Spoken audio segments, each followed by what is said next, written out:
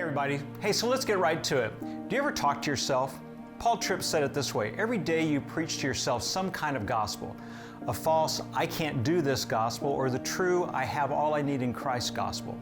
The latter is difficult in a self-saturated world where we tend to be very competitive and always giving ourselves grades and marks on how successful or wealthy or smart we are, always positioning ourselves alongside others doing and how they're doing in those areas.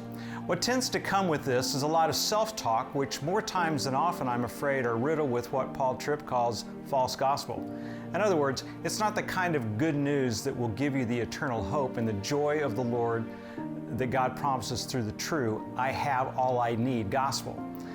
Since our emphasis this week during our 40 days of fasting is on prayer, I'd like to offer a challenge to perhaps steer us a little closer to the true gospel, being a much larger portion of our self-talk through the day.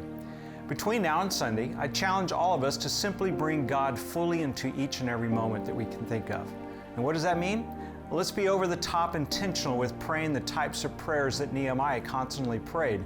You know, those popcorn type of prayers. When going into a business meeting or approaching your work for the day, stop, pray, and then move on and go about your task. Every time you get in your car, buckle your seatbelt.